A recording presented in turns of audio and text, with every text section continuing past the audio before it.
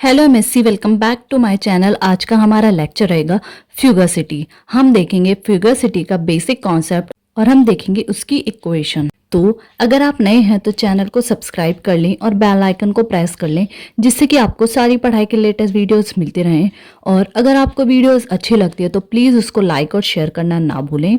तो ये जो हमारा लेक्चर है आज का फ्यूगसिटी, ये है एमएससी सेकेंड सेमेस्टर का जो पेपर नंबर 3 है, फिजिकल केमिस्ट्री की पहली यूनिट क्लासिकल थर्मोडायनेमिक्स।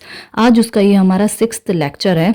आज हम इसको देखेंगे। तो मैंने इसकी अलग से प्लेलिस्ट बना दी है क्लासिकल थर्मोडायनेमिक्स के नाम से, आप उसको जाके इसमें देख सकते हैं। उसमें आपको सारे लेक्चर्स मिल जाएंगे।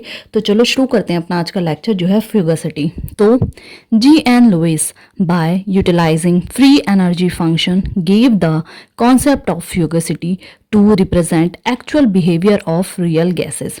जो हमारे G.N. लुइस थे, उन्होंने फ्री एनर्जी फंक्शन को यूटिलाइज करके एक कॉन्सेप्ट दिया था फ्यूगसिटी का, जो रिप्रेजेंट करता है रियल गैसेस के एक्चुअल बिहेवियर को। तो G.N. लुइस ने फ्री एनर्जी फंक्शन को यूटिलाइज करके एक कॉन्सेप्ट दिया था फ्यूगसिटी का, जो रिप्रेजेंट करता है रियल गैसेस का एक्चुअल बिहेवियर, कि रियल गैसेस का एक्चुअल बिहेवियर कैसा होगा। फिर the fugacity is mostly employed in connection with gas mixture as well as gases. जो हमारा फ्यूगसिटी है वो मोस्टली एम्प्लॉयड होता है in connection with gas mixture, या गैस मिक्सचर से या गैसेस के साथ भी, ठीक है।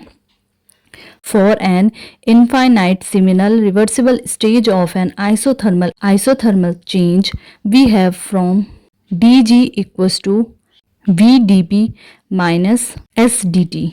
तो we have from dg equals to vdp minus sdt। मतलब कि infinitesimal reversible stage of an isothermal change की वजह से हमारे पास ये होगा dg equals to vdp minus sdt। तो हमारा जो dg है वो हो जाएगा हमारा vdp। ये है हमारी इक्वेशन नंबर 1। फिर for 1 mole of an ideal gas v equals to RT upon P। So from equation 1, जब हम 1 मोल आइडियल गैस का लेंगे तो जो हमारा V होता है, वॉल्यूम होता है, वो होता है RT अपॉन P। तो इसलिए फ्रॉम इक्वेशन 1, जो ये हमारी इक्वेशन 1 है, इससे हमें ये मिल जाएगा, यह है dg का dg यहाँ रहेगा dg इक्वल्स टू V की जगह आ जाएगा हमारा RT डॉट, और हम P को अलग लिख सकते हैं, डॉट dP अपॉन P, ठीक है। ये हमारा जो SDT है, ये हमने ये हमने infinitesimal reversible stage of an isothermal change से दिया है। आपको इसमें इतना ध्यान देने की ज़रूरत नहीं है, जितना मैं आप बोल रही हूँ आपको उतना सेम बस ऐसे ही लिख दीजिएगा। तो फिर 1 मोल आइडियल गैस के लिए हमारा वॉल्यूम होता है RT अपॉन P। तो जो हमारा इक्वेशन 1 है, ये हमारा इक्वेशन 1, तो V की जगह हम ले लेंगे RT अपॉन P। तो ये हो गई है हमारी इक्वेशन नंबर 2। फिर ये हमारी इक्वेशन आगे प्रोसीड करेगी। ये देखिए dg equals to RTD log EP। For a real gas the function f is known as fugacity. For real gas मतलब जो रियल गैस होती है उनके लिए जो हमारा फंक्शन f होता है उसको हम फ्यूगसिटी कहते हैं। Is introduce and is defined in such a manner that the relation, जो हमारा रियल गैस होता है उसके लिए जो फंक्शन f होता है उसको हम फ्यूगसिटी कहते हैं। फ्यूगसिटी नाम इंट्रोड्यूस किया गया और इसको हम डिफाइन करते हैं इस मैनर में, कि जो हमारा रिलेशन है इसको हम ऐसे डिफाइन करते हैं। यह dg equals to RTD log EF। यह इक्वेशन नंबर 3 हमारी। Always hold goods whether the gas is ideal और रियल। जो हमारी 3rd वाली इक्वेशन है ये हमेशा चलेगी, चाहे हमारी गैस आइडियल हो या रियल हो। फिर हम करेंगे इसका इंटीग्रेशन करने के बाद ये हमारा capital G equals to RT log F plus I। ये है हमारी इक्वेशन नंबर 4। जब हमने इस इक्वेशन का, जो हमारी ये थी equation dg equals to RT D log EF, जो ये हमारा 3rd इक्वेशन था, ये हमारा चलता है चाहे गैस आइडियल हो या रियल। फिर हमने इस इक्वेशन का अपना इंटीग्रेशन करा, तो इंटीग्रेशन के बाद हमें ये मिला, जहाँ पे जो हमारा I है, where I is equal to integration constant which is dependent on temperature and nature of the gas. जो हमारा कैपिटल I है वो एक इंटीग्रेशन कांस्टेंट है जो कि डिपेंडेंट है टेम्परेचर और गैस के नेचर पर। फिर बाद में हम क्या करेंगे, दोबारा on integrating equation 3 between proper limits we get. जब हम इक्वेशन 3 को प्रॉपर लिमिट्स में इंटीग्रेट करेंगे तो हमें क्या मिलेगा, ये देखिए ये हमारी इक्वेशन 3 है, इसको हमने पहले इंटीग्रेशन करा तो हमें ये मिला। पर अगर हम इक्वेशन 3 को इंटीग्रेट करें प्रॉपर लिमिट्स के बीच तो हमें क्या मिलेगा वो देखते हैं हम। इंटीग्रेशन g1 से g2 dg equals to integration f1 से f2 are T D log f। जब हमने इंटीग्रेशन करा है तो यहाँ पे भी देखिए हमारा e हट गया था और यहाँ पे भी हमारा e हट गया, तो फिर ये आ जाएगा g2 minus g1 equals to delta g जो है हमारा R T log e f2 upon f1। ये है हमारी इक्वेशन नंबर 5, ठीक है। तो ये g2 minus g1 equals to delta g जो कि हमारा डेल्टा g आ जाएगा R T log e f2 upon f1। इसको हम मान लेंगे इक्वेशन नंबर 5। फिर where the subscript 1 and 2 represent the initial and final states respectively. जो ये हमारे सबस्क्रिप्ट है 1 और 2, ये रिप्रेजेंट करते हैं हमारे इनिशियल और फाइनल स्टेट्स को, ठीक है। फिर क्या होगा, for an ideal gas equation 5 becomes, जो हमारी आइडियल गैस है, आइडियल गैस के लिए हमारी जो इक्वेशन 5 है वो ये बन जाएगी, जो है delta G equals to R T log e P2 upon P1, जिसको हम मान लेंगे अपनी इक्वेशन नंबर 6। तो आइडियल गैस के लिए जो हमारा इक्वेशन 5 है, जो है हमारी इक्वेशन 5 है, ये बन जाएगी हमारी delta G equals to R T log e P2 upon P1, equation number 6 हम इसको मान लेंगे।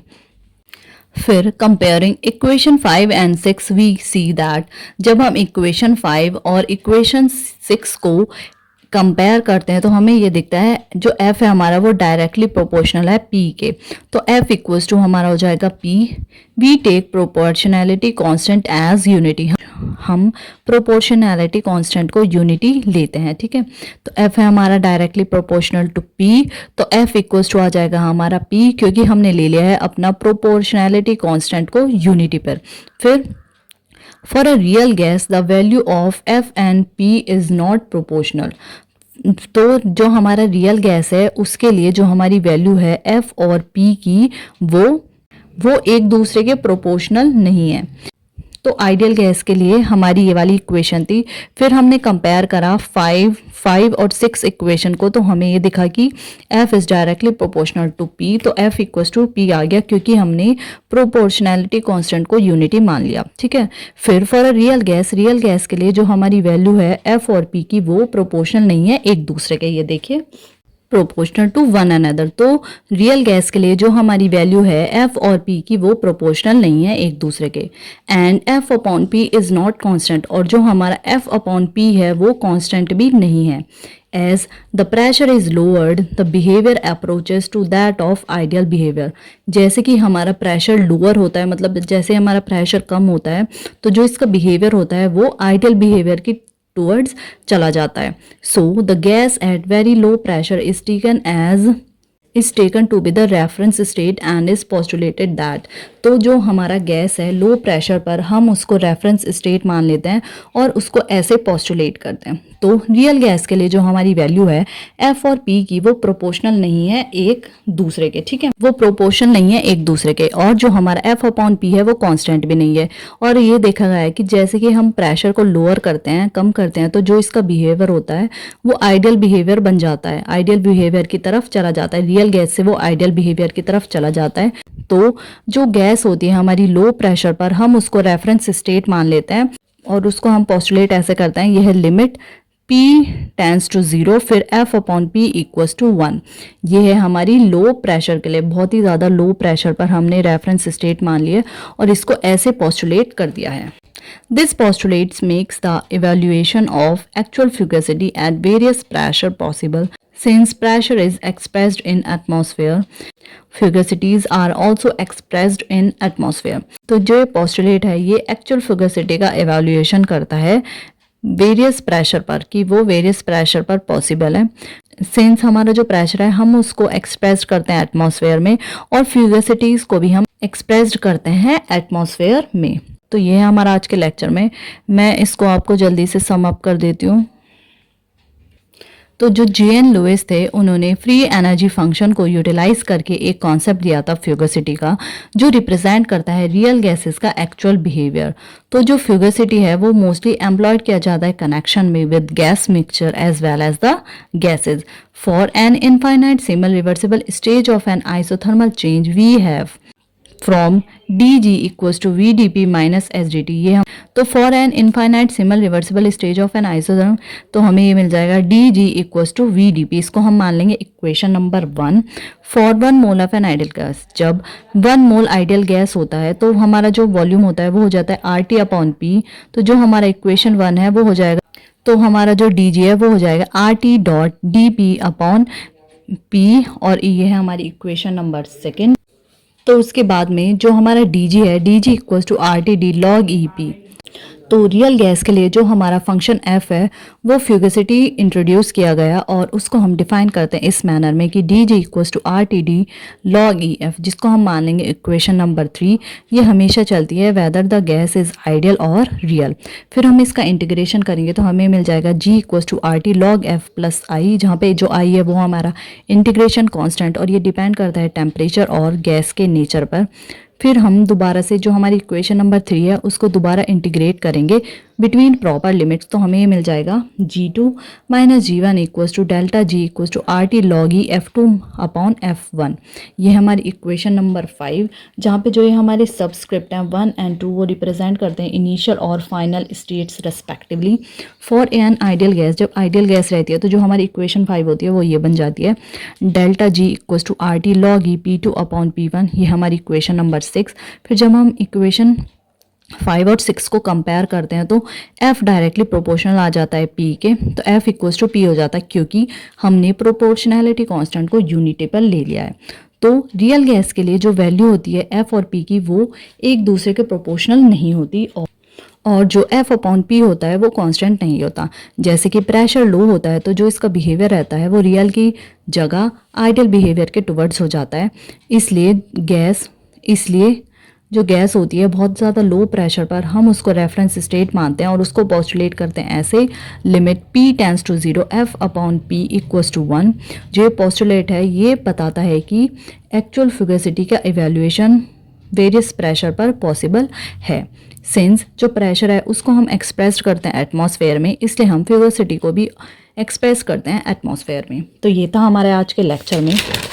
होप ये लेक्चर आपके लिए बहुत यूज़फुल रहा होगा, जिसमें हमने फ्यूगोसिटी के बारे में थोड़ा बेसिक कॉन्सेप्ट और इसका थोड़ा सा इसकी इक्वेशन देख लिए हैं। तो अगर आप नए हैं तो चैनल को ज़रूर सब्सक्राइब करें और बेल आइकन को प्रेस कर लें, जिससे कि आपको सारी पढ़ाई की लेटेस्ट वीडियोस मिलती रहें। और अगर आपको वीडियोस अच्छी लगती है तो प्लीज़ उसको लाइक और शेयर करना ना भूलें। मिलते हैं नेक्स्ट लेक्चर में। Thank you for watching.